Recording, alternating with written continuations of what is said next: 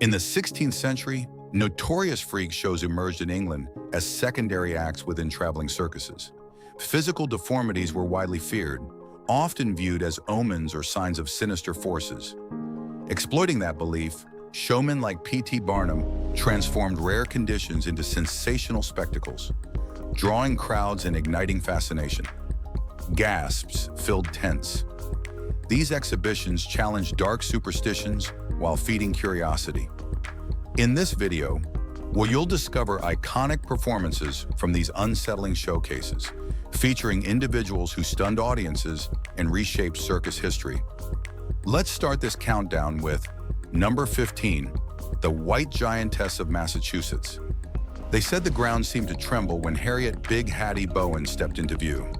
Born around 1840 in Fairhaven, a small community along Buzzards Bay near New Bedford, she rose to become one of the most unforgettable attractions of her time. At her height of fame, the reports placed her weight at 783 pounds, earning her the formidable title, White Giantess of Massachusetts. The label sounded theatrical, yet her presence alone silenced doubt. Hattie traveled with Ringling Brothers, Barnum and Bailey Circus, appeared in Buffalo Bill's Wild West shows, and exhibited in dime museums from the Bowery to St. Louis. Audiences arrived driven by curiosity, often leaving with conflicted awe. Beneath exaggerated posters stood a woman remembered for gentleness and poise. Photographed shortly before she died in 1890, she remained proudly in costume. Her story captures an era obsessed with spectacle, though her humanity outlasted every ticket sold. Number 14, the Murray Midget's history leaves only fragments when it comes to John James and Joseph Murray. Born in the 1860s, the brothers were presented as triplets despite standing at different heights, an inventive flourish designed to heighten intrigue. The smallest measured 37 inches, one of the tallest 42. Their mother guided every engagement, escorting them across America in pursuit of opportunity. By the 1880s, they performed for Barnum before continuing through dime museums scattered throughout the country. Personal records remain scarce. No surviving diaries, no verified candid photographs, only promotional handbills promising wonder. Crowds gathered, eager for astonishment, and the brothers answered with rehearsed charm. And behind the curtain stood a family navigating survival within a demanding industry. Their mother balanced protection with promotion, safeguarding her sons while ensuring steady work. Though documentation is limited, their presence on the circuit reflects resilience during a time when difference became spectacle. Number 13, the Mule-Faced Woman Whispers followed Grace McDaniels long before applause ever did. Born in 1888 in Numa, Iowa, she lived with Sturge-Weber syndrome, an avascular condition that began as a wine-colored birthmark and gradually reshaped her face. By 30, concealment was no longer possible. In 1935, after reluctantly winning a contest meant to ridicule rather than honor, she joined F.W. Miller's sideshow. Choosing the name Mule-Faced Woman felt less brutal than other labels imposed upon her. Early attempts to soften her appearance with veils and cosmetics eventually gave way to exposure beneath glaring lights. Spectators gasped, fainted, and spread exaggerated tales. Grace endured humiliation and personal tragedy, including assault by a carnival worker. She later gave birth to a son, Elmer, who became her manager yet mishandled her earnings. As illness weakened her voice, bookings dwindled. Behind sensational posters stood a woman yearning for dignity beyond spectacle. Number 12, the Danish strongman steel chains clanked whenever Rasmus Nielsen prepared to astonish a crowd. Known as the Danish strongman, he merged astonishing endurance with striking body art. Tattoos covered him almost entirely, while piercings through his nipples, nose, and tongue became tools rather than decoration. Chains attached to nipple rings allowed him to raise weights approaching 250 pounds, including blacksmith anvils that seemed impossible to budge. Each lift arrived with guttural cries he claimed carried him beyond pain, though the sound undeniably heightened tension. Art Nielsen performed with Ringling Brothers Barnum and Bailey Sideshow, and later appeared at Ripley's Believe It or Not auditoriums, sometimes billed as the Scandinavian strongman or tattooed marvel. Long before extreme body culture entered popular awareness, he embodied its intensity. His feats relied on genuine strength and real endurance. Audiences witnessed pain transformed into spectacle beneath the unforgiving glare of circus lights. Number 11. Princess Nellie and Major Stanley Jober tenderness occasionally found its way beneath the big top. Major Stanley Jober, born in Warsaw in 1883, stood between 36 and 46 inches tall, according to varying accounts. His wife, Nellie Frances Way, introduced as Princess Nellie, measured 30 inches and possessed remarkable skill with the violin. Together, they formed one of the circuit's most endearing acts. They performed with the Otis Smith Circus and the Doris and Colonel Francis Ferrari Show, traveling across America in a specially constructed truck serving as home and stage. During the Great Depression, they settled in Waterford, Connecticut, residing in a miniature house measuring 10 by 30 feet. Rather than rely solely on novelty, they emphasized musicianship, sewing, and gentle humor. Their performances invited admiration instead of shock. Within an industry often driven by spectacle, their partnership reflected devotion, artistry, and shared resilience. Number 10. Mechanical men. In the early 1900s, crowds were gripped by one unsettling question. What if a man could move like a machine? One performer, known only as No Name, answered it with eerie perfection. Dressed in a crisp gentleman's suit, he advanced with stiff, calculated precision, his expression frozen in a lifeless stare that made audiences uneasy. When thin wires hung from his tailored coat, while a woman beside him theatrically pretended to operate the device, his manager boldly offered $100 to any woman capable of making him smile. During a war savings rally in Washington, D.C., the supposed automaton dramatically tumbled down the Treasury steps without injury. Newspapers referred to the figure as "it," marveling that the invention had not shattered. Many left convinced they had witnessed something mechanical rather than human. The truth rested in flawless discipline and commitment. Precision, mystery, and restraint made the act unforgettable. Number 9. Johan Peterson. Nothing about Johan Peterson's childhood hinted at the towering spectacle he would become. At 15, his body began a staggering growth spurt that carried him to 7 feet 8 inches, though he often claimed greater height. In 1934, he moved to Denmark and toured across Europe, frequently paired with dwarves to emphasize contrast. World War II trapped him in Copenhagen, where he worked in a shipyard until the conflict ended. By 1948, he immigrated to the United States and joined the Ringling Brothers sideshow. Early performances featured a tuxedo and top hat, yet he later embraced his heritage, transforming into the Viking giant clad in furs, helmets, and swords. Her success brought modest wealth in a film appearance in Prehistoric Women in 1950. Retirement followed in Gibson, Florida, during the 1960s, though special appearances, including the Smithsonian in 1973, briefly revived fascination before he died in 1984. Number 8. Anne E. Leake. Anne E. Leake never allowed absence to define her. Born without arms to a prosperous Georgia farmer, she grew into a woman of education, faith, and remarkable discipline. Using only her feet, she mastered piano, embroidery, sewing, and intricate hair braiding. One cherished pillow bore her quiet declaration: "Where hands are lacking, toes will do." After the Civil War destroyed her family's fortune, survival required difficult choices. She reluctantly joined P.T. Barnum's American Museum during the 1860s and later toured with Cooper and Bailey, eventually traveling to Australia with Barnum and Bailey. In 1871, she completed an autobiography typed entirely with her toes, a testament to perseverance. She later married steamship engineer William Thompson, though the date of her passing remains uncertain.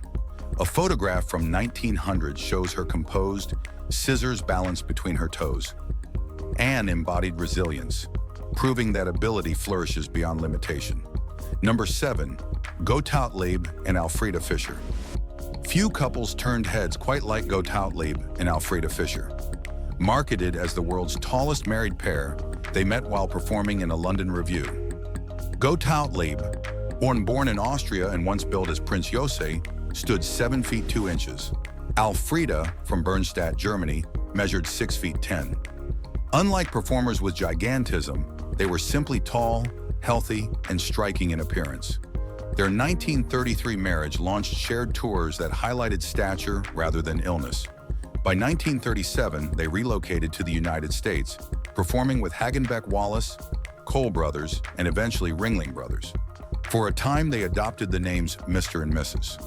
Long before returning to their own. Western costumes, towering hats, and high-heeled boots emphasized their height beneath circus lights. After retiring in 1948, they opened a Florida motor lodge. Alfreda died in 1984.